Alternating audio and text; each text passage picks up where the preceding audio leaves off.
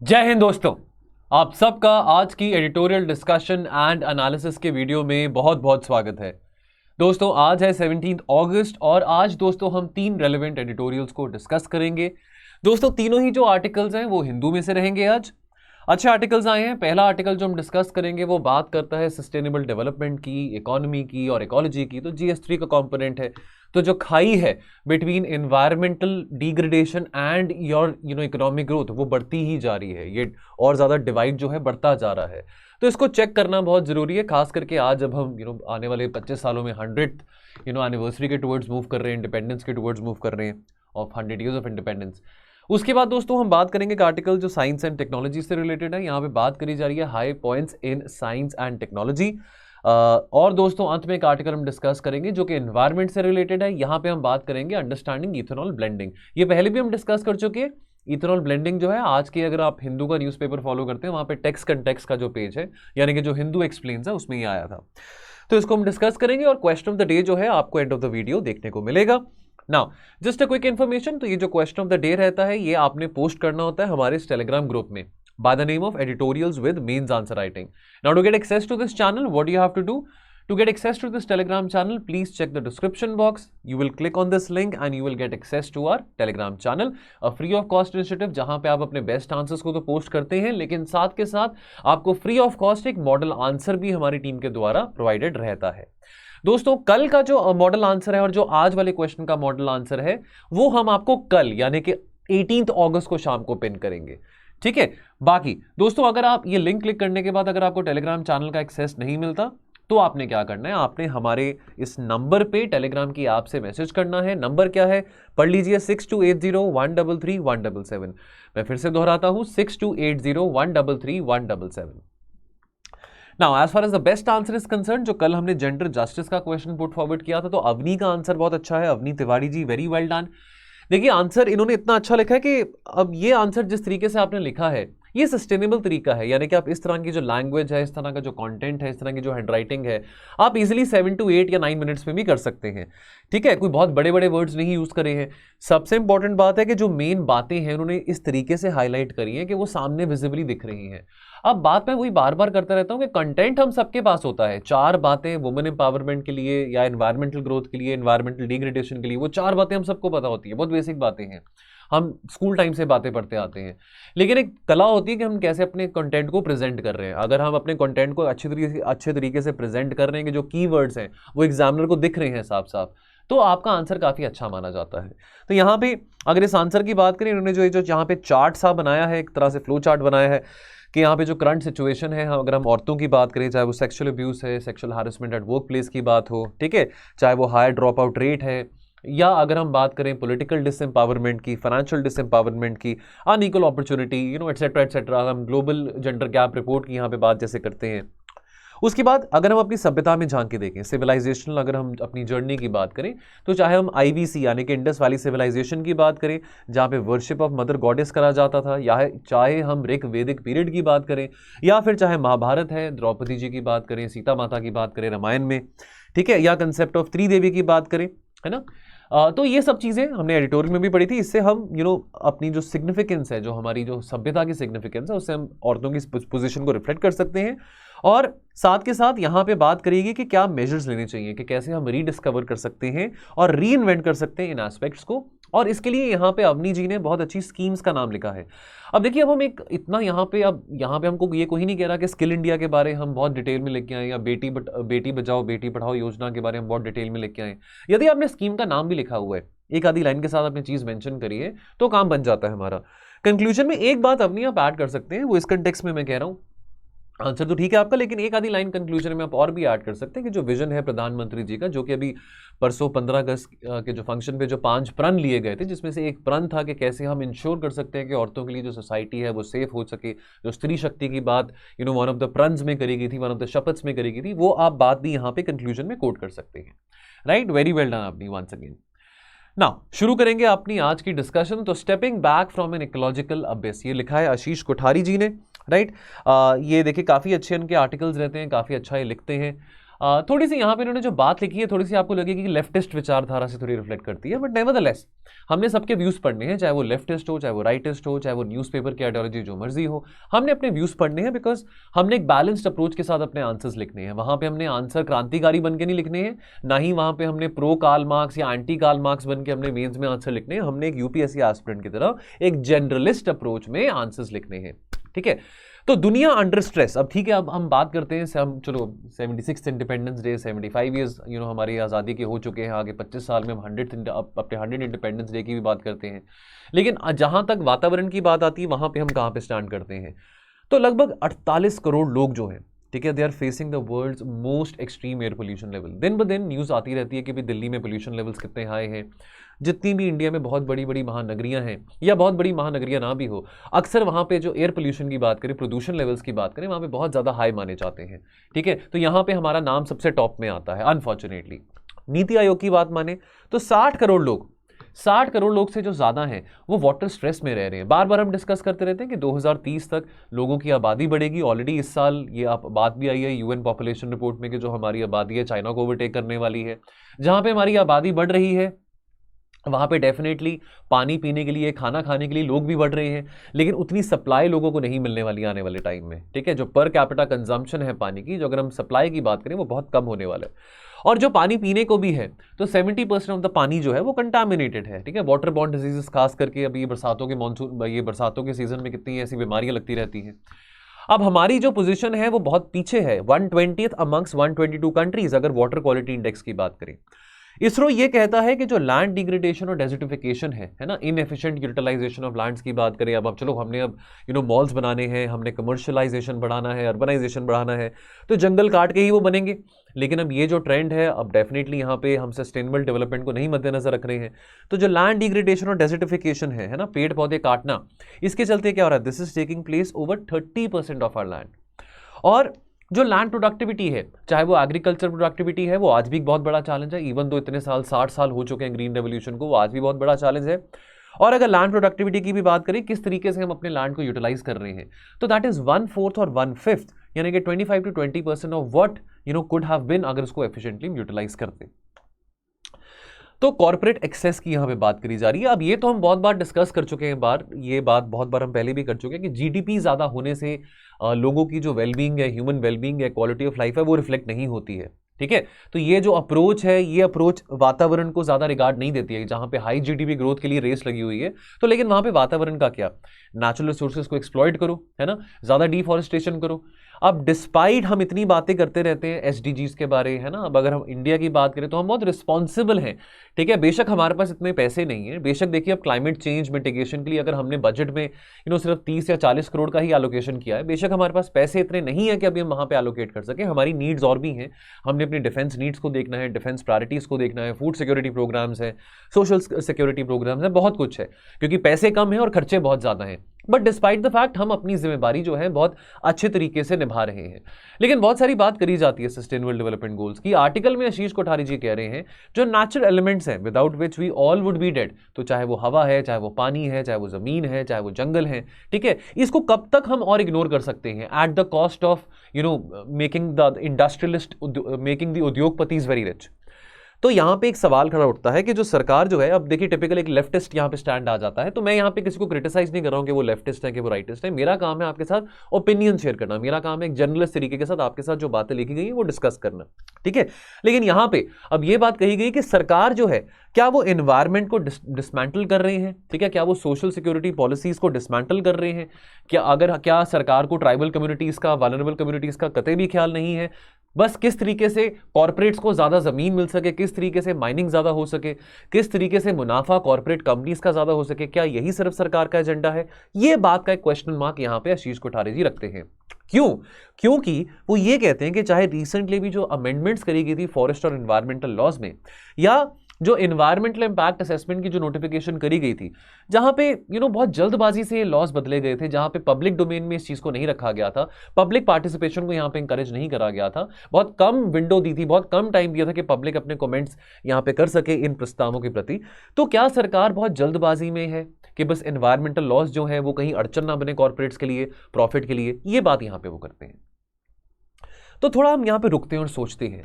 अब 2022-23 का जो बजट है, अब उसमें बहुत एलोकेशन रही है हाईवेज के लिए, सड़कों के लिए, ठीक है। That alone is 40 times greater than the budget of your ministry of environment, ठीक है। अब यहां पे आशीष कोठारी ये कह रहे हैं कि what use is faster mobility if at the end of the journey we still have air and water and food, जो कि हमको मार रहे हैं। तो आज के टाइम पे देखिए, हमको ये आशीष कोठारी बहुत डीप बात कह रहे हैं कि आज के टाइम पे आप जितने मर्जी हाईवेज बना लो, आप जितने मर्जी सड़कें बना लो, ठीक है, टाइम इज मनी, कनेक्टिविटी बढ़ती है, आपने एक शहर से दूसरे शहर जाना है, एयर कनेक्टिविटी हो, गाड़ी पे कनेक्टिविटी हो, ट्रेन पे हो, बस पे हो, बहुत अच्छी बात है, टाइम बचता है, time is money, time is the biggest asset जैसे कहते हैं। लेकिन what about air and water and food? आज के टाइम पे यही सब जो बीमारियां लोगों को लग रही हैं, क्यों लग रही हैं? क्योंकि वो प्रदूषित हवा ब्रीथ कर रहे हैं, क्योंकि वो गंदा पानी पी रहे हैं, क्योंकि वो गंदा खाना खा रहे हैं, है ना। अब इस तरह की प्रॉब्लम्स बढ़ते जा रही हैं, रोज अलग अलग किस्म की बीमारियां आ रही हैं, तो कहीं ना कहीं इसका जो लिंक है वो हमारे वातावरण के साथ है, ठीक है। How have we reach here, how did we reach here? अब यहां पे कसूर आशीष कोठारी ठहरा रहे हैं, जो हम लिबरलाइजेशन, प्राइवेटाइजेशन, ग्लोबलाइजेशन की बात करते हैं, वो ये कह रहे हैं कि ठीक है, हमने एलपीजी एरा की बात करें, हमने अपनी इकोनॉमी को खोला, हमने अपनी इकोनॉमी को मार्केट रिफॉर्म्स के टुवर्ड्स ओरिएंट किया, सोशलिस्टिक नेचर को थोड़ा कम किया। अब इसके चलते बहुत बड़ी बड़ी कंपनीज हैं, मल्टीनेशनल कंपनीज हो, फॉरेन कंपनीज हो या इंडियन कॉर्पोरेशंस हो, हर एक सेक्टर में, चाहे वो आईटी सेक्टर है, चाहे वो कोल माइनिंग सेक्टर है, चाहे वो टेलीकॉम सेक्टर है, whatever sector it might be. अब इसके चलते बहुत सारा एक्सपोर्ट भी किया जा रहा है और एक्सप्लॉयटेशन भी किया जा रहा है नेचुरल मटेरियल्स का, और इंपोर्ट किया जा रहा है टॉक्सिक वेस्ट का, ठीक है। अब ये भी बहुत चिंता की बात आती है कि हम वेस्ट को अपने घरों में कैसे डिस्पोज ऑफ करते हैं, क्योंकि आज के टाइम पे इलेक्ट्रॉनिक वेस्ट को भी सेफली डिस्पोज करना एक बहुत बड़ी समस्या है। अब माइनिंग प्रोजेक्ट्स की जहां पे बात आती है, तो यहां पे एक और क्रिटिसिज्म इस आर्टिकल में करते हैं आशीष कोठारी जी, कहते हैं कि आत्मनिर्भर भारत के चलते कि प्रधानमंत्री जी ने कोल माइनिंग को भी बहुत इंपेटस दिया है। अब ये तो हम जानते हैं कि आज हम सारे के सारे कोल प्लांट्स नहीं बंद कर सकते हैं, हमने अगर रिन्यूएबल एनर्जी से पावर का जनरेशन करना है तो टाइम लगेगा, अभी तो कोल के ऊपर डिपेंडेंसी बनी रहेगी। लेकिन आशीष कोठारी कहते हैं कि इस पर्टिकुलर सिनेरियो में आत्मनिर्भर भारत को पुश देने के चक्कर में कोल माइनिंग को प्रमोट करने की बात करी जा रही है। कहां पे? जो आदिवासी टेरिटरीज हैं, जो ट्राइबल एरियाज हैं, जो ट्राइबल स्टेट्स हैं, छत्तीसगढ़ की बात करें, झारखंड की बात करें, उड़ीसा की बात करें, मध्य प्रदेश हो, ठीक है। अब इसके चलते क्या जो आदिवासीज हैं, क्या उनके जो जंगल है, क्या उनका जो वातावरण है, उसका ख्याल रखा जा रहा है? And what about the wild life and the biodiversity which is surrounding them, what about that? और यहां पे कहते हैं कि लगभग 60 मिलियन पीपल, यानी कि यहाँ पे लगभग 6 करोड़ लोगों की बात करी जा रही है। They have been physically displaced by developmental projects in the last few decades, in the last shall we say 20-25 years. अब एक्सट्रीम इवेंट्स की बात करें तो ये तो हमको पता है कि भी देखिए आज के टाइम पे गर्मी बहुत बढ़ रही है, सर्दी लेट आ रही है, बारिशें बहुत अनप्रिडिक्टेबल हैं, है ना। साल में 3-4 बार साइक्लोन्स ही आ जाता है। चलो यूरोप हो, इंडिया हो, तो ये हम बहुत बार बात कर चुके हैं। Nobody is safe, climate change से ये नहीं कह सकते क्लाइमेट चेंज सिर्फ अमेरिका को या यूरोप को इम्पैक्ट कर रहा है, हर किसी को इम्पैक्ट कर रहा है। बहुत सारे ऐसे विलेजेस हैं, खास करके अगर हम ग्लेशियर रीचेस की बात करें, ठीक है, तो फॉर एग्जांपल यहाँ पे जस्कर की बात करी गई है। तो जस्कर कहाँ है जी? अगर आप वीडियो देख रहे हैं बताइए कमेंट सेक्शन में, जस्कर कहाँ पे है ना, कहाँ पे सिचुएटेड है ये। तो इस करके बहुत यहाँ पे बात करी जा रही है कि बहुत सारे ऐसे विलेजेस हैं जो कि अबैंडन करे जा रहे हैं, बिकॉज वहाँ पे पानी की शॉर्टेजेस हैं, ग्लेशियर मेल्ट कर रहे हैं, ठीक है। यहाँ पे लैंडसेट की प्लानिटरी, अब देखिए ये जो बातें हैं ना आप कोट कर सकते हैं, ये जो फिगर्स हैं, ये जो फैक्ट्स हैं आप कोट कर सकते हैं। अगर आपको इस थीम से रिलेटेड कोई क्वेश्चन पूछा जाता है तो आप वहां पे कोट कर सकते हैं, चाहे वो एसए में हो, चाहे वो GS3 में हो, है ना।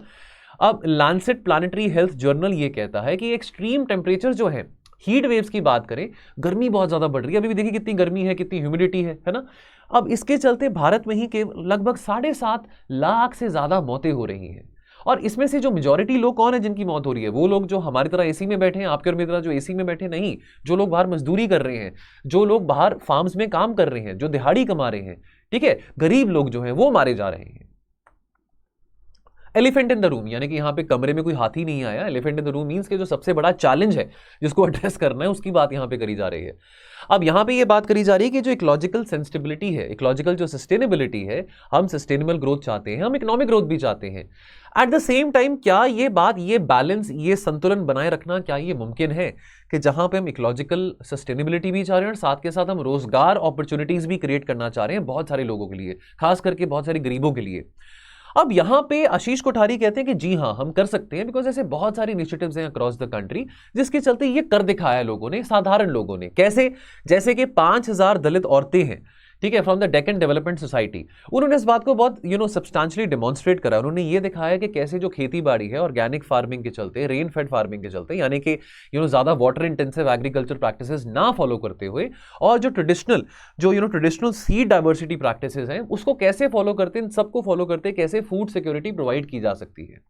ठीक है, उसके बाद बात यहां पे करते हैं, अगर हाथ की बुनाई की बात करें, हैंडलूम वीवर्स की बात करें, कच्छ में, गुजरात में, अब इन मजदूरों ने, इन लोगों ने यह दिखाया कि कैसे एक डिग्निफाइड तरीके से आप रोजगार भी क्रिएट कर सकते हैं। और यहां पे बात करेगी ऑर्गेनिक कला कॉटन के बारे। ठीक है, अब ऑर्गेनिक कला कॉटन के बारे में आपको थोड़ी इन्फॉर्मेशन दे दूं, ये आर्टिकल में नहीं थी। ऑर्गेनिक जो कला कॉटन है ये इंडिजिनस है, कहां पे, कच्छ रीजन में, गुजरात में, और ये ऑर्गेनिक है। और फार्मर जो हैं, जो किसान जो हैं, इसमें ज्यादा कोई पेस्टिसाइड्स, इंसेक्टिसाइड्स नहीं यूज करते हैं, कोई सिंथेटिक फर्टिलाइजर्स नहीं यूज करते हैं कला कॉटन की खेती के लिए। ठीक है, अब ये प्योरली रेन फेड क्रॉप है, यानी कि वैसे कॉटन बहुत वाटर इंटेंसिव है, लेकिन यहां पे वाटर इंटेंसिव है, लेकिन यहां पे इरिगेट नहीं करते हैं, सिर्फ बारिश के ऊपर ही डिपेंडेंट है। और इसकी जो टॉलरेंस है डिजीजेस के लिए, पेस्ट के लिए, बहुत ज्यादा है, यानी कि बहुत रिजिलियंट है। ठीक है, और ये बहुत स्ट्रॉन्ग, कोर्स और स्ट्रेचेबल फाइबर है, जो कि आपके जीन्स वगैरह बनाने में इस्तेमाल किया जाता है। ठीक है, उसके बाद यहां पे बात करते हैं, क्योंकि साधारण लोगों की बात की जा रही है, यहां पे कम्युनिटी लेड यहां पे कम्युनिटी लेड इनिशिएटिव्स की बात करी जा रही है कि कैसे साधारण लोग जो हैं वो कैसे कोशिश कर रही है कि जो संतुलन है वातावरण के बीच में और आपके रोजगार के बीच में, आपके इंप्लॉयमेंट अपॉर्चुनिटीज के बीच में, इकोनॉमिक ग्रोथ के बीच में बना रहे। तो ये आम लोगों के इनिशिएटिव्स हैं। तो यहां पे कम्युनिटी लेड इको टूरिज्म की बात करी जा रही है। अब हिमाचल है, लद्दाख है, जम्मू कश्मीर की बात करें, हिमाचल की बात करें, उत्तराखंड हो, नॉर्थ ईस्ट हो, अब यहाँ पे जो इकोनॉमीज हैं सिग्निफिकेंटली डिपेंडेंट है टूरिज्म के ऊपर। और हमको ये भी पता है कि हमारे जो हिमालयस हैं बहुत इकोलॉजिकली फ्रेजाइल भी हैं, है ना। अब इसके चलते जो लोग हैं वो भी इस बात का बहुत खास ख्याल रखना चाहते हैं कि भी टूरिज्म को बढ़ावा मिले। होम स्टेज का कल्चर आज के टाइम पे बहुत बढ़ रहा है। लोग अब आज के टाइम पे इन जगहों में जाते हैं, वो बड़े बड़े महंगे महंगे विलास में या होटल्स में स्टे करना प्रेफर नहीं करते हैं। किसी के घर में किसी के कॉटेज में वो स्टे कर लेते हैं, जो कि उनको कुछ दिनों के लिए, 4, 5, 6 दिनों के लिए, जितने दिनों के लिए भी किसी ने रहना है उसको वो रेंट आउट कर देते हैं, वहीं पे उनको खाना पानी देते हैं। इसके साथ वातावरण को भी उसका खास ख्याल रखना, इसके बारे में मोबिलाइज किया जाता है। तो लोकल्स के लिए, जो लोकल्स लोग हैं उनके लिए यहाँ पे थोड़ी कमाई भी हो रही है और साथ में वातावरण का भी ख्याल रखा जा रहा है। तो इस तरह के कुछ कोशिशें हैं, इस तरह के जो एफर्ट्स हैं जो कि लोग कर रहे हैं। जॉब क्रिएशन को कैसे एनहांस कर सकते हैं, तो यूनेप कहता है कि जॉब क्रिएशन को एनहांस करने के लिए सबसे जरूरी बात यहां पे जो आती है रिन्यूएबल एनर्जी। बहुत बार ये बात डिस्कस कर चुके हैं कि रिन्यूएबल एनर्जी, जहां पे हम नेट जीरो की बात कर रहे हैं टुवर्ड्स 2070, तो रिन्यूएबल एनर्जी के पास, रिन्यूएबल एनर्जी प्रोजेक्ट्स में बहुत पोटेंशियल है जॉब क्रिएशन का। तो अगर हम इको फ्रेंडली कंस्ट्रक्शन करते हैं, कम्युनिटी हेल्थ प्रैक्टिसेस की बात जहां पे आती है, इको टूरिज्म को अगर हम प्रमोट करें, small scale manufacturing, organic farming, है ना, इससे हम जॉब क्रिएशन भी बढ़ा सकते हैं और साथ के साथ हम सस्टेनेबल डेवलपमेंट भी कर सकते हैं। जॉब क्रिएशन चाहिए, इकोनॉमिक ग्रोथ भी चाहिए, बिल्कुल हमको 10% से ज्यादा इकोनॉमिक ग्रोथ चाहिए, लेकिन that should also reflect in the quality of life of the people and the quality of Vatavaran, quality of the environment in which we are living. Now, obviously, you have to mobilize the masses, you have to make people aware. Now, that means that this will require a big shift away from the large infrastructure and industrialization. Practically speaking आपको लगता है कि ये possible है? I know ये थोड़ा लेफ्टिस्टिक यहाँ पे बात आ जाती है, लेकिन अब यहाँ पे कोसना भी लार्ज इंफ्रास्ट्रक्चर कंपनीज को, तो ये भी गलत बात है। बिकॉज देखिए, eight the end of the day infrastructure deficit तो है हमारे यहाँ पे। अगर इतने लाखों करोड़ों की बात देखिए, पिछले इंडिपेंडेंस डे में भी मोदी जी ने कहा था कि जी आने वाले 5-6 सालों में 110 लाख करोड़ हमको चाहिए अगर हमको अपना इंफ्रास्ट्रक्चर क्रिएशन करना है। लेकिन भारत सरकार इस बात को लेकर भी बहुत क्लियर है, बहुत स्पष्ट है कि हमने वातावरण को खराब नहीं करना।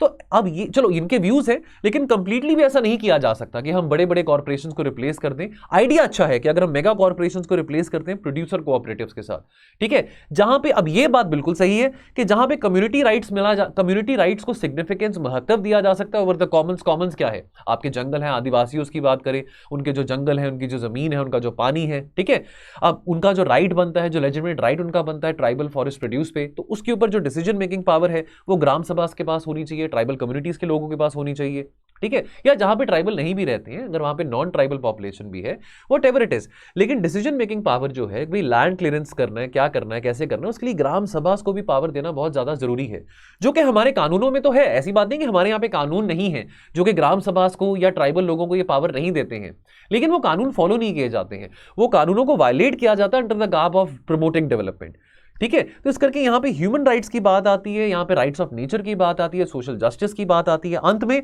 वो कहते हैं कि भी देखो इससे क्या होगा, इससे जो अमीर उद्योगपति हैं उनके जो प्रॉफिट्स हैं वो कम होंगे, कंज्यूमरिज्म थोड़ा कम होगा, ठीक है, और जो ज्यादा सेंट्रलाइज्ड पावर है स्टेट की वो भी कम होगी, और इससे डिसेंट्रलाइजेशन को यानी कि पीपल्स एम्पावरमेंट को फायदा मिलेगा।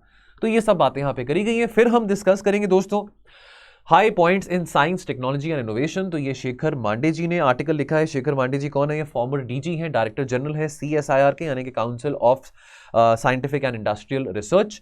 तो आइए इसके यहाँ पे थोड़ी जर्नी की बात करते हैं। तो हम जब आज़ाद हुए थे तो बहुत ज़्यादा डेवलप तो नहीं थे हम, है ना।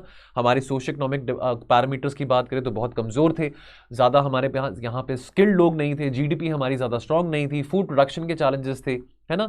और उसके बाद बहुत और चैलेंजेस थे। अगर हम इम्प्लीमेंटिंग हम चलो आज के टाइम पे हम कहते हैं that we are the largest democracy, but implementing democracy, merger of the states with the union, बहुत तरह के चैलेंजेस थे और रिसोर्सेज हमारे पास बहुत कम थे, ठीक है। तो देखिए, लेकिन ऐसा नहीं है कि हमारे पास कभी रिसोर्सेज किसी जमाने में एग्जिस्ट नहीं करते थे।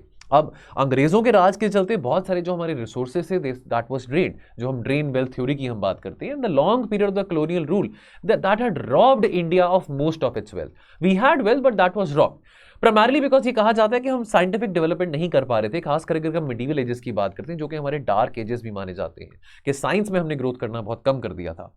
अब साइंस ही आंसर है आज की कॉम्प्लिकेटेड प्रॉब्लम्स का। अब देखिए आज के टाइम पे हम कहाँ कहाँ पहुंच गए हैं, चाहे हम स्पेस प्रोग्राम्स की बात करें, चाहे हम आज के टाइम पे आर्टिफिशियल इंटेलिजेंस की बात करें, IT की बात करें, तो जवाब जो है वो साइंस के पास ही है। जो कॉम्प्लिकेटेड जवाब है सोसाइटी के, वो सारे साइंस के पास है। तो अब साइंस के ऊपर ही भरोसा रखा जा सकता था कि कैसे वो कॉम्प्लिकेटेड चैलेंजेस को डील कर सकते हैं। और वैसे भी अगर हम बात करें अपनी फंडामेंटल ड्यूटीज में, ये बात कही गई है कि भी हमने साइंटिफिक टेम्परामेंट को प्रमोट करना है। तो इस सब सोशियो इकोनॉमिक वीकनेस के बैकग्राउंड में जो जिम्मेवारी थी कि कैसे हम इनोवेशन का इकोसिस्टम प्रमोट कर सकते हैं, वो जिम्मेवारी किसके कंधों पे थी? वो जिम्मेवारी थी council of scientific and industrial research के कंधों पे, जिसकी स्थापना 1942 में करी गई थी। और इसकी इमीडिएट प्रायोरिटी क्या थी? Was to establish a number of national laboratories under its umbrella, at the same time also to promote similar organization जो भी साइंस में, रिसर्च में, इनोवेशन में काम कर रहे हैं। तो CSIR ने 5 लेबोरेटरीज अपनी शुरुआत में शुरू करी, ठीक है, with the support from the government and the industry. Industry तो उस टाइम पे बहुत कम थी, primarily from the support of the government. अब जब अर्ली ईयर्स थे हमारे इंडिपेंडेंस के, तो it was required by the CSIR के कैसे जो चैलेंजेस हैं इन कंडक्टिंग डेमोक्रेटिक इलेक्शंस। अब हम अपने आप को यूनिवर्सल अडल्ट सफरेज की बात करते हैं, है ना। यहाँ पे देखिए अब ऑब्वियसली 21 साल से ऊपर हर किसी को राइट टू वोट था, 18 साल से ऊपर हर किसी को राइट टू वोट है, चाहे आप औरत है, चाहे आप आदमी है, जो मर्जी आपकी जाति है, जो मर्जी आपका धर्म है। तो लार्जेस्ट डेमोक्रेसी, है ना, बहुत प्राइड है, बहुत गौरव है इस बात पे। लेकिन अगर हम शुरुआत की बात करें, 1950s की बात करें, 52 की बात करें, ठीक है, तो ये बहुत बड़ा चैलेंज था कि हम कैसे फेयर तरीके से इलेक्शंस को कंडक्ट करा सकते हैं। अब उस टाइम पे तो देखिए इतना ज़्यादा कोई हमारे पास पैराफर्नीलिया नहीं था, इतना कोई बड़ा IT इंफ्रास्ट्रक्चर तो नहीं था, लेकिन कोशिश थी कि कैसे फ्रॉड्स को प्रिवेंट किया जा सकता है, कैसे डबल वोटिंग को रिड्यूस किया जा सकता है, कि एक ही इंसान 2 बार वोट करना है वो काम ना हो। तो CSIR की जो नेशनल फिजिकल लेबोरेटरी थी, उन्होंने डेवलप करा जो इनडेलिबल, यानी कि जो मिट नहीं सकता, ठीक है, जो हम यहाँ पे इंक लगाते हैं, इनडेलिबल इंक जो है made up of silver nitrate to address this concern. अब आज के टाइम पे चलो वो मीम्स आते हैं EVMs को लेके, इलेक्ट्रॉनिक वोटिंग मशीन्स को लेके, कि वो फुल प्रूफ है कि कोई पार्टी जीती है बिकॉज EVM में टैंपरिंग करी गई है, ये है वो है। लेकिन जो इनडेलिबल लिंक की बात करें, ये तो अगर आपने लगा दी तो आज भी यूज किया जाता है, ठीक है, और बहुत सारे कंट्रीज को एक्सपोर्ट भी किया जा चुका है ये जो मैकेनिज्म है, तो वो मिटता नहीं है, वो तो आपके लगे रहेगा। This is undoubtedly one of the prized gifts of the CSIR which the CSIR has given to India and also to the world.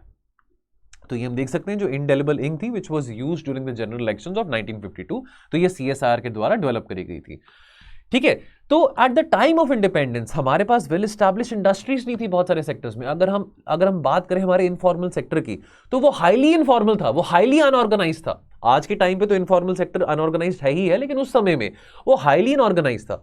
जो स्किल्स है, स्किल डेवलपमेंट नहीं थी, स्किल्स इम्पार्ट नहीं थी लोगों के अंदर, प्राइमरली बिकॉज लिटरेसी लेवल्स नहीं थे, ठीक है। तो बहुत बड़ी जिम्मेवारी CSIR के ऊपर थी कि भाई जो लोकल इंडस्ट्रीज हैं, चाहे वो लेदर इंडस्ट्री की बात करें, आगे जाके लेदर इंडस्ट्री के एग्जांपल को हम डिस्कस करेंगे कि लोकल इंडस्ट्रीज को कैसे डेवलप किया जा सके। तो यहाँ पे एग्जांपल दिया गया लेदर इंडस्ट्री का, कि कैसी टेक्नोलॉजीज के थ्रू लेदर इंडस्ट्री को डेवलप किया जा सके, ताकि चलो इनफॉर्मल इकोनॉमी की तो ग्रोथ हो रही है, लेकिन फॉर्मलाइज्ड इकोनॉमी की भी ग्रोथ हो। उस टाइम पे जो भी टेक्नोलॉजी अवेलेबल है, तो लेदर इंडस्ट्री की बात करें, लेदर जैकेट्स हैं, लेदर शूज हैं, बहुत सारे लोग पहनते हैं, बहुत सारे लोगों को शौक है लेदर जैकेट्स पहनने का, लेदर शूज पहनने का, लेदर बेल्ट्स हो, लेदर के और भी बहुत सारी चीजें आती हैं। लेकिन अगर हम इसकी जर्नी की बात करें, लेदर सेक्टर की ग्रोथ की बात करें इंडिया में, कहाँ एक जमाने में लेदर सेक्टर में 25,000 से ज्यादा लोग एम्प्लॉय नहीं हो पाते थे, और आज यहाँ पे भाई साहब 45 लाख लोग हैं लेदर सेक्टर में, ठीक है। तो इसकी हम जर्नी की बात करते हैं। अब ये जो मेकिंग है of the finished leather products, this had remained elusive in the absence of well established leather industry. Consequently जो लेदर इंडस्ट्री था that was able to employ less than 25,000 people, primarily because skill development नहीं था लोगों के पास। 1970s में सरकार क्या करती है, सरकार एक डिसीजन लेती है कि जो रॉ लेदर है ना, जो जानवरों से जो चमड़ी जो ली जाती है, तो जो उसका एक्सपोर्ट है उसके ऊपर बैन लगा दिया गया और सरकार ने एक इंपोज करी 25% की export duty on the semi finish, यानी कि जो आधे अधूरे जो लेदर प्रोडक्ट्स है जिसको एक्सपोर्ट किया जा रहा था उसके ऊपर 25% की एक्सपोर्ट ड्यूटी लगा दी गई। अब ये डिसीजन बहुत मेजर टर्निंग पॉइंट थी। सरकार ने ये कदम क्यों उठाए, ताकि लेदर सेक्टर का डेवलपमेंट किया जा सकता है, ताकि हम आधे अधूरे नहीं या रॉ लेदर नहीं लेकिन फिनिश्ड लेदर प्रोडक्ट्स को एक्सपोर्ट कर सके। अब यहां पे सीएसआईआर का रोल आता है। अब आज 50 साल से ज्यादा हो चुके हैं इस बात को, है ना। अब आज जो वर्कफोर्स है लेदर सेक्टर में वो 45 लाख लोगों से भी ज्यादा है और इसमें से जो लार्ज परसेंटेज है, 40 से मोर देन 50%, वो औरतें हैं है। और हमारी जो लेदर प्रोडक्ट्स की जो मार्केट है that is a thriving market across the world. हमारे जो एक्सपोर्ट्स हैं सेक्टर में that is close to $6 billion. देखिए कहां इंडिपेंडेंस के टाइम पे 25,000 लोगों को रोजगार इस सेक्टर में नहीं मिल रहा था। इसमें बहुत बड़ा हाथ जाता है सीएसआईआर का। सीएसआईआर का जो सेंट्रल लेदर रिसर्च इंस्टीट्यूशन है ये एस्टैब्लिश करा गया था 1948 में, जिसने इस तरह की जो टेक्नोलॉजीज हैं, इस तरह की जो सुविधाएं हैं वो डेवलप करी ताकि लेदर सेक्टर को डेवलप किया जा सके और फिनिश लेदर प्रोडक्ट्स को बनाया जा सके। ठीक है, such as the first ever indigenous manufacture, indigenous यानी कि जो चीज यहीं पे बनाई जाती है, manufacture of the leather chemicals. ठीक है जी, चलिए अब उसके बाद और टेक्नोलॉजीज की बात करें तो ग्रीन रेवोल्यूशन की बात आती है। अब चलो वो एक चैलेंज आज के जमाने में भी कि हम एग्रीकल्चर प्रोडक्टिविटी पे इतना फोकस नहीं कर पाए। कहां किसी जमाने में हमको चिंता होती थी एग्रीकल्चर प्रोडक्शन की, हमारे पास सफिशिएंट स्टॉक्स नहीं होता था फूड ग्रेन का, हमको इंपोर्ट करना पड़ता था। इंडिया चाइना की लड़ाई हुई थी, याद करिए, हमको अमेरिका के आगे भी हाथ जोड़ने पड़े थे कि भी हमको अनाज चाहिए। आज वो समय नहीं है, आज तो बल्कि हम काफी देशों को एक्सपोर्ट कर रहे हैं। लेकिन डेफिनेटली चैलेंज अभी प्रोडक्टिविटी का भी आता है, एग्रीकल्चर प्रोडक्टिविटी का। अब ग्रीन रेवोल्यूशन है, ठीक है, चाहे वो ग्रीन रेवोल्यूशन की बात करें या चाहे हम बात करें, हम अपने आप को बहुत इस बात पे बहुत गर्व है, बहुत इस बात का हमको गौरव है कि यहाँ पे हमारी सबसे बड़ी जेनरिक फार्मास्यूटिकल इंडस्ट्री है, जेनरिक ड्रग्स यहाँ पे बनाए जाते हैं। चाहे वो production of anti HIV drugs की बात करें, तो ये जो सब एग्जांपल्स हैं ये किसकी बदौलत है? यहाँ पे ये एग्जांपल्स डेफिनेटली सीएसआईआर की बदौलत है, लेकिन अकेले सीएसआईआर ने ये काम नहीं करा। यहाँ पे बहुत एक्टिव कोलैबोरेशन देखने को मिला था अकेडमिया से और इंडस्ट्री से अलॉन्ग विद सीएसआईआर। ठीक है, और साथ में अगर हम बात करें, क्योंकि एग्रीकल्चर की बात हो रही है, अगर हम मैकेनाइजेशन ऑफ एग्रीकल्चर की बात करें, हम स्वराज ट्रैक्टर्स की बात करें, ठीक है, तो ये जो इंडिजिनस डेवलपमेंट हुआ था स्वराज ट्रैक्टर्स का, ये कैसे हुआ था? ये हुआ था सीएसआईआर के जरिए। CSIR, central mechanical engineering research institute. Now that obviously led to mechanization of agriculture, which definitely gave a big boost during the time of green revolution to the farmers of Punjab, Haryana and your western UP. Now path to, अब हम आत्मनिर्भरता की बात करते हैं, self reliance की बात करते हैं।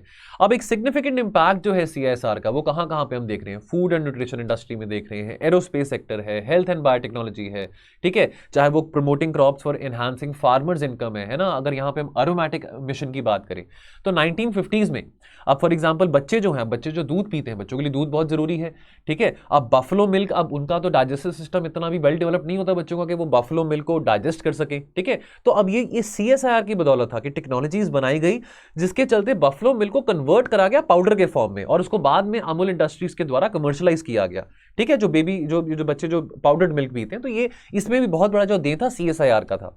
फिर अगर हम अरोमा मिशन की बात करें, कुछ एरोमेटिक क्रॉप्स होते हैं, कुछ फ्रेग्रेंस वाले होते हैं, जैसे लेवेंडर की बात करें, दसमस रोज की बात करें। अब ये जो इस तरह के जो क्रॉप्स हैं, जो ब्यूटी इंडस्ट्री है, जो इस तरह के जो प्रोडक्ट्स, जो कॉस्मेटिक इंडस्ट्री है, जो कि इस तरह के प्रोडक्ट्स पे डिपेंडेंट है, परफ्यूम्स, बॉडी मिस्ट, इस तरह के जो बॉडी ऑयल्स बनाने के लिए, अब ऑब्वियसली इसकी तो खेती बाड़ी तो हो रही है ना, बाद में वो फिनिश प्रोडक्ट में कंपनीज आगे जाके कस्टमर्स को सेल कर रहे हैं।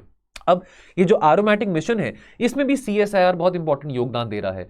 तो अब इसके चलते फार्मर्स की इनकम को भी ऑगमेंटेशन मिलेगा, फार्मर्स की इनकम भी बढ़ेगी। तो फॉर एग्जांपल अगर हम लैवेंडर की बात करें, cultivation of lavender in the UT of Jammu and Kashmir, इसको भारत की पर्पल रेवोल्यूशन कहा जाता है, ठीक है। तो ये कुछ बातें यहां पे हैं। अब आने वाले समय में प्रायोरिटीज क्या होनी पड़ेंगी हमारी? एक तो हमको अपनी डिपेंडेंसी, पहले आर्टिकल में भी, आशीष कोठारी के आर्टिकल में भी बात हमने करी थी कि हमको एक्सप्लॉयटेशन जो है नेचुरल रिसोर्सेज का कम करना पड़ेगा, ठीक है। फिर हमको जो इंडस्ट्रियल प्रोसेसेस है, सर्कुलर इकोनॉमी की बात आती है, रीसाइक्लिंग की, रीयूजिंग की यहां पे बात आती है, ठीक है। We have to ensure that no footprint of human activities left, है ना। Then making technologies environmentally friendly and making technologies accessible, whether लोग शहरों में रह रहे हैं या लोग गांव में रह रहे हैं, ठीक है। और इस तरह की सफिशिएंट अपॉर्चुनिटीज प्रोवाइड करना लोगों को। और साथ के साथ हमारी जो परंपराएं हैं, हमारी जो संस्कृति है, हमारा जो एंशिएंट नॉलेज है, एंशिएंट विजडम है, कि कैसे हम साइंस और स्पिरिचुअलिटी को इंटीग्रेट कर सकते हैं और उसके जरिए हम कुदरत को और नेचर को बेहतर तरीके से समझ सकते हैं। ये सब बातें यहां पे आ गई। फिर दोस्तों अंत में हम बात करेंगे अंडरस्टैंडिंग इथेनॉल ब्लेंडिंग के बारे।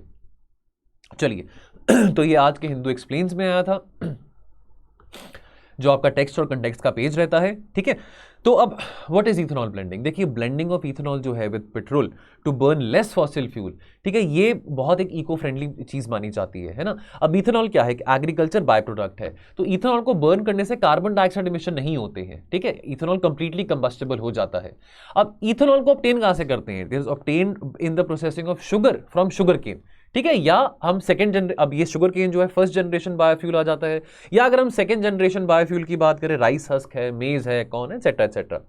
प्रधानमंत्री जी ने अनाउंस किया था कि भारत ने अचीव कर लिया है जो ब्लेंडिंग है 10% ऑफ इथेनॉल इनटू पेट्रोल, ठीक है, यानी कि 10% जो आपका इथेनॉल जो है शुगर केन से एक्सट्रैक्ट किया जा रहा है और पेट्रोल में ऐड किया जा रहा है, वो हम अचीव कर चुके हैं।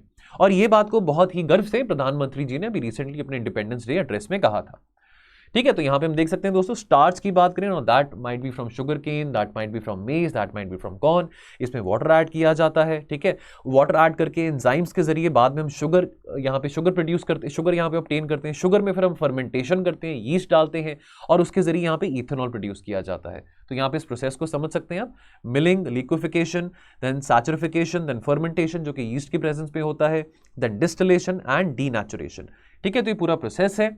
अब E10 की बात करें तो अभी करंटली 10% जो पेट्रोल का है ये हमारी गाड़ियों को पावर कर रहा है, ठीक है, यानी कि 10% जो अभी पेट्रोल में है, यानी कि अभी 10% जो इथेनॉल है वो पेट्रोल में अभी आज के टाइम पे ऑपरेशनल हो चुका है, ठीक है। दो वी हैव E10 और 10% ethanol as a policy for a while, लेकिन अब बात क्या करी जा रही है, आने वाले समय में हमारा एम क्या है? तो आने वाले समय में भारत सरकार का पहले ये कहना था कि हम चाहेंगे कि ये जो 10% इथेनॉल जो ब्लेंडेड है पेट्रोल में, ईबीपी जिसको हम कहते हैं, आने वाले समय में ये डबल हो जाए, यानी कि 2030 तक ये 20% हो जाए। लेकिन 2021 में नीति आयोग ने बोला कि भी हमने एक रोड मैप तैयार करा, जिसके चलते हम ये जो डेडलाइन है ये एडवांस कर रहे हैं कि 2030 तक नहीं, हम ये 2025 तक ही अचीव कर लेंगे। 20% blending in petrol, 20% ethanol blending in petrol. अब देखिए हम तेल बहुत मंगाते हैं, है ना, बहुत सारे हमारे पैसे भी इसमें खर्च होते हैं, बहुत सारे हमारे डॉलर्स इसमें जाते हैं, ठीक है। और देखिए अब हमारी देखिए फॉरेक्स करेंसी की बात करें, बहुत प्रेशियस करेंसी है। अब इथेनॉल ब्लेंडिंग क्या करेगा? हमारा जो शेयर ऑफ ऑयल इंपोर्ट्स है उसको थोड़ा कम करेगा। कंप्लीटली ऐसा नहीं कि हम कल को तेल मंगाना बंद कर देंगे, नहीं। अब हमारा जो शेयर ऑफ ऑयल इंपोर्ट्स है वो कितना है, ठीक है, शेयर ऑफ ऑयल इंपोर्ट्स है ऑलमोस्ट 85%, ठीक है, यानी कि अगर 100 रुपए का हम इंपोर्ट कर रहे हैं तो 100 रुपए में से 85 रुपीज तो हम तेल ही मंगा रहे हैं, बाकी 15 रुपए की, जो एग्जाम्पल के तौर पर कह रहा हूं कि बाकी 15 रुपए की चीजें हम और कुछ मंगा रहे हैं। अब बहुत सारे पैसे यहां पे खर्च हो रहे हैं। दूसरी बात, इथेनॉल आउटपुट के चलते फार्मर्स की इनकम भी डबल यहां पे होगी, ठीक है। देखिए अब आने वाले टाइम में अभी देखिए खारिफ हार्वेस्टिंग का टाइम आने वाला है ना। अब लोग पराली को आग लगाते हैं, स्टबल बर्निंग की हम बात करें, अब वो जो रेजिड्यू है, अब खारिफ हार्वेस्टिंग के बाद जो रेजिड्यू बचेगा, अब आमतौर पर देखिए बहुत एक कॉमन समस्या है, दिल्ली में देखते हैं, देखिए बिल्कुल काले काले बादल होते हैं, बहुत प्रदूषण हो जाता है। अक्सर पंजाब और हरियाणा के किसानों को ब्लेम किया जाता है, जो कि बात है भी, कि वो पराली को आग लगाते हैं। अब ये जो रेजिड्यू है हार्वेस्ट से जो बचेगा, ये सारा का सारा जो रेजिड्यू है, ये जो किसान है सरकार को दे सकते हैं, वो आके आपको बताऊंगा क्यों। अब नीति आयोग की जो रिपोर्ट है, उन्होंने ये बोला जून 2021 में कि जो हमारे जो नेट इंपोर्ट है पेट्रोलियम के, वो 185 मिलियन टन थे, जिसकी की जो कीमत है इस इंपोर्ट की लगभग 55-56 बिलियन डॉलर्स है। अब नीति आयोग की रिपोर्ट ये बताती है अगर हम इथेनॉल ब्लेंडिंग प्रोग्राम को सक्सेसफुली इंप्लीमेंट कर सकें तो हम अपने $4 बिलियन प्रति एनम हम सेव कर सकते हैं। तो बहुत बड़ी बात है, अगर आज $55 बिलियन अगर हम इंपोर्ट करें तो कल को $50 बिलियन भी हो तो इसमें बुरी बात क्या है, वो $4 बिलियन कहीं और काम किए जा सकते हैं, ठीक है। फिर हम बात करेंगे फर्स्ट और सेकंड जनरेशन इथेनॉल की। तो फर्स्ट जनरेशन की बात जहां पे आती है, शुगर केन हो गया, मोस्टली जो इथेनॉल है उसको शुगर केन से प्रोड्यूस एक्सट्रैक्ट किया जाता है। फिर अगर हम बात करें, राइस स्ट्रॉ है, व्हीट स्ट्रॉ है, कॉर्न है, बेगैस है, बैम्बू है, ये हमारे सेकंड जनरेशन बायोफ्यूल आ जाते हैं, ठीक है, 2G और 1G, ठीक है। अब यहां पे बात करें, इंडियन ऑयल कॉर्पोरेशन के द्वारा एक 2G इथेनॉल प्लांट जो बनाया गया है, जिसकी अभी पिछले हफ्ते 11 अगस्त को इनॉग्रेशन मोदी जी ने करी थी, ठीक है, पानीपत में करी थी, ठीक है। अब अकॉर्डिंग टू इंडस्ट्री रिसोर्सेज और 3 सेकंड जनरेशन जो इथेनॉल, ये जो इस तरह के जो 2G इथेनॉल प्लांट्स हैं वो भी आने वाले टाइम में बनाए जाएंगे, ठीक है। एक तो बठिंडा में पंजाब में बनाया जाएगा, एक बारगढ़ में उड़ीसा में, और एक नुमलीगढ़ में असम में, ठीक है। यहां भी प्रधानमंत्री ने कहा, मैं वो स्टबल बर्निंग वाली बात पे वापस आता हूं, प्रधानमंत्री ने कहा कि जो किसान है, जो हमारे किसान भाई हैं जो पराली को आग लगाते हैं, अब वो ये जो रेजिडुअल स्टबल है वो ये यहां पे इंडियन ऑयल कॉर्पोरेशन के 2G इथेनॉल प्लांट को दे सकते हैं, ठीक है, क्योंकि इसका इस्तेमाल करके इथेनॉल को एक्सट्रैक्ट किया जा सकता है फ्रॉम राइस, ठीक है, from the residue of rice, और उसके चलते आगे वो तेल में ब्लेंड किया जा सकता है।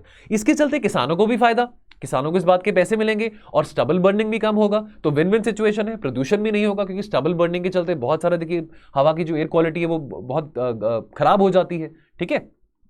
तो दोनों बातों में फायदा है।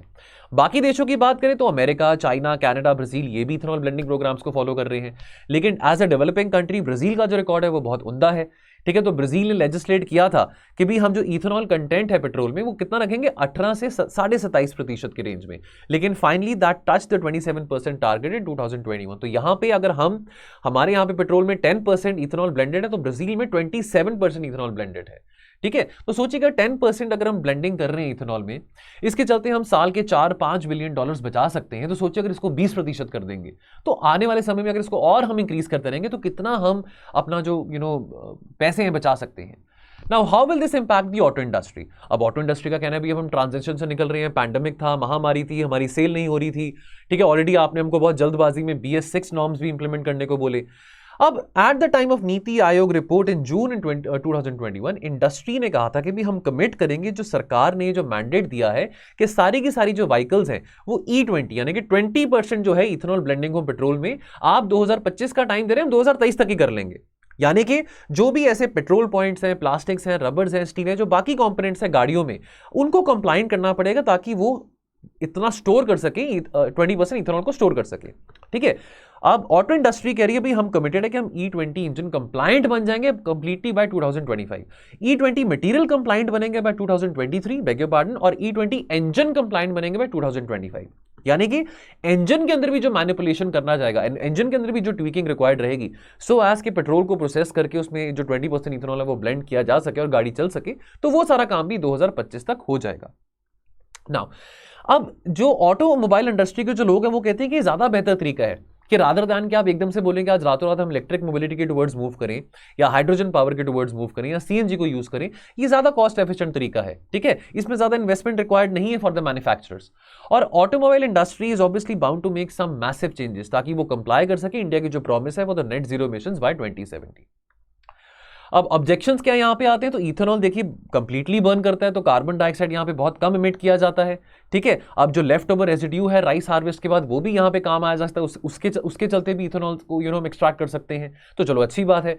स्टबल बर्निंग भी नहीं हो रहा, वातावरण का भी खास ख्याल रखा जा रहा है, ठीक है। लेकिन अब यहां पे एक और अच्छी बात है कि जो 2G एथेनॉल है, जो 2G एथेनॉल प्रोजेक्ट है जिसको पिछले हफ्ते पानीपत में इनॉग्रेट करा गया था, ये रिड्यूस करेगा green house gas equivalent to about 3 lakh ton of carbon dioxide. बहुत अच्छी बात है। लेकिन एक और गैस है, एक और पोल्यूटेंट है, एक और ग्रीन हाउस गैस है, नाइट्रस ऑक्साइड की बात करें, इसकी एमिशन कम नहीं होगी इससे। अगर हम institute for energy economics and financial analysis की रिपोर्ट की बात माने तो वो ये कहते हैं कि जो इनएफिशिएंट लैंड यूज को प्रमोट करेंगे आप इथेनॉल प्रोडक्शन के चक्कर में, वो भी सस्टेनेबिलिटी के अगेंस्ट है। तो कुछ और ऑब्जेक्शंस की यहां पे बात करें तो यहां पे जो रिपोर्ट आई थी पीछे वो ये कह रही थी कि लैंड को और एफिशिएंटली यूटिलाइज किया जा सकता है अगर हम रिन्यूएबल एनर्जी के ऊपर फोकस करें, रिन्यूएबल पावर के ऊपर फोकस करें, यानी कि इंस्टेड ऑफ इथेनॉल प्रोडक्शन अगर आप इलेक्ट्रिक व्हीकल बैटरीज को ग्रो करना चाहेंगे तो शायद उसके लिए कम लैंड की रिक्वायरमेंट रहेगी। फिर दूसरी क्रिटिसिज्म आती है पानी, कि जो पानी चाहिए फॉर इथेनॉल, पानी चाहिए जो पानी चाहिए फॉर द क्रॉप्स जिसके चलते इथेनॉल ऑब्टेन करते हैं वो बहुत ज्यादा है। तो for example 1000 kilo of sugar cane, 1 ton of sugar cane, 100 kilo sugar, 100 kilo चीनी उससे प्रोड्यूस होती है और उसे 70 लीटर इथेनॉल होता है। लेकिन हम ये जानते हैं कि crops like rice, crops like sugar cane, they are highly water intensive. तो यानी कि 1 लीटर ऑफ इथेनॉल को शुगर से एक्सट्रैक्ट करने के लिए 2860 लीटर ऑफ पानी की रिक्वायरमेंट है। देखिए पानी की वेस्टेज बहुत होगी, ठीक है। और रिपोर्ट ये बताती है कि डिस्पाइट द फैक्ट कि चलो हम 2G एथेनॉल यानी कि second generation ethanol production crops को हम ज्यादा प्रमोट करें, लेकिन उसके बावजूद भी आने वाले समय में शुगर केन जो है ना, ये डोमिनेंट और प्राइमरी सोर्स फॉर इथेनॉल रहने वाला है, जो कि एक चिंता की बात बनती है बिकॉज ये पानी बहुत पीता है। फिर फूड सिक्योरिटी कंसर्न्स की बात आती है तो भारत सरकार क्या कर रही है, भारत सरकार कॉर्न प्रोडक्शन के ऊपर ज्यादा एम्फसाइज कर रही है। कॉर्न सेकंड जनरेशन बायोफ्यूल आ जाता है, कॉर्न से भी आप इथेनॉल एक्सट्रैक्ट कर सकते हैं। शुगर केन प्रोडक्शन जो कि बहुत ज्यादा वाटर इंटेंसिव है, ठीक है, तो इस करके इसको डिस्करेज करने की बात करी जा रही है। अब जो कॉर्न है वो ज्यादा वाटर इंटेंसिव भी नहीं है, ठीक है। और उसके चलते अब देखिए climate change induced heat waves आ रहे हैं। देखिए अब हम हीट वेव्स की बात करते हैं, अभी राबी जो हार्वेस्ट था वो भी अच्छा नहीं हुआ था, ठीक है। अब इसके चलते गर्मी की बहुत बड़ा चिंता बनती है और उसके चलते पानी की समस्या बनती है। तो क्यों ना ऐसे क्रॉप्स को ग्रो करा जाए जो कि अब क्लाइमेट रेजिलिएंट एग्रीकल्चर की बात है ना, जो कि ज्यादा वाटर इंटेंसिव नहीं है। और साथ के साथ एक और बात यहां पर एड्रेस करी जा रही है कि अगर हम दुनिया भर की बात करें तो कॉर्न या जो मेज प्रोडक्शन है वो काफी डाउन है। फ्रांस में 19% जो प्रोडक्शन है कॉर्न की वो कम है। तो ये मौका है इंडिया के लिए, जहां पे हम कॉर्न प्रोडक्शन को प्रमोट कर रहे हैं फॉर इथेनॉल, तो वहां पे हम कॉर्न प्रोडक्शन को जो हम प्रमोट करें उसके चलते हम एक्सपोर्ट भी कर सकते हैं, खास करके उन देशों में जहां पे कॉर्न की जो प्रोडक्शन है अभी कम हो रही है। चलिए, तो ये हमारे आज के 3 आर्टिकल्स थे। क्वेश्चन ऑफ द डे क्या बनता है, तो आपने डिस्कस करना है कि सिग्निफिकेंस क्या है of restoring ecological sustainability along with livelihood security and dignity for the tribal communities. इसको आपने 150 शब्दों में आंसर करना है। ठीक है जी दोस्तों, ये आज के हमारे 3 आर्टिकल्स थे। बाकी जाने से पहले क्विक इन्फॉर्मेशन, तो दोस्तों यदि आप हमारे करंट अफेयर्स के कोर्स में एनरोल करना चाहते हैं तो आपको इस बात की टेंशन लेने की जरूरत नहीं है कि आपने 4 या 5 अखबार पढ़ने हैं। तो subject wise geography, history, polity, IR, economy, internal security, ethics, social issues etcetera etcetera, हर एक सब्जेक्ट के कॉम्प्रिहेंसिवली आपके साथ करंट अफेयर्स डिस्कस किए जाएंगे, जो कि आपके प्रीलिम्स और मेंस ओरिएंटेड दोनों रहेंगे। ठीक है, इसमें आपको वीडियोस भी प्रोवाइडेड रहेंगे, पीडीएफ भी प्रोवाइडेड रहेंगे, और आपको वीडियोस में और पीडीएफ में रेलेवेंट पीवाईक्यू डिस्कशन भी देखने को मिलेगा किसी पर्टिकुलर टॉपिक में से जो कि आपके साथ डिस्कस किया जा रहा है। और यदि आप चाहें तो आप अपने इंडिविजुअल बंडल ऑफ कोर्सेज को भी क्रिएट कर सकते हैं। दोस्तों यदि आपको लगता है कि मैं अपनी तैयारी खुद कर सकता हूं, लेकिन 1 या 2 सब्जेक्ट हैं मेरे जो मेरे को कमजोर लगते हैं और उसके लिए मेरे को कोचिंग चाहिए, उसके लिए मेरे को गाइडेंस चाहिए, तो आप अपना बंडल ऑफ कोर्सेज क्रिएट कर सकते हैं। उसमें आपको कंटेंट लेक्चर्स प्रोवाइडेड रहेंगे, और कंटेंट जो आपको मिलेगा वीडियो और पीडीएफ के द्वारा वो आपको प्रीलिम्स और मेंस ओरिएंटेड मिलेगा। साथ के साथ आपको उसी सब्जेक्ट के पर्टिनेंट मंथली करंट अफेयर्स भी मिलेंगे। ठीक है, तो यानी अगर आपको लगता है कि मेरा एक ही सब्जेक्ट वीक है तो आप 6000 रुपए का वो सब्जेक्ट का कोर्स लेके आप अपनी तैयारी कर सकते हैं, और कॉम्प्रिहेंसिवली आपको उस सब्जेक्ट के ओरिएंटेड पूरी कंप्लीट कवरेज मिली जाएगी। तो ये दोस्तों हमारी कुछ इन्फॉर्मेशन थी, और अगर आप इन कोर्सेज में एनरोल करना चाहते हैं तो आपने क्या करना है, आपने हमारे टोल फ्री नंबर 1800890343 पे कॉल करना है। ठीक है दोस्तों, आज के लिए फिर इतना ही हम डिस्कस करेंगे, मिलेंगे हम कल और चर्चा के साथ। तो आप अपना ध्यान रखिए और पढ़ते रहिए। थैंक यू सो मच, जय हिंद।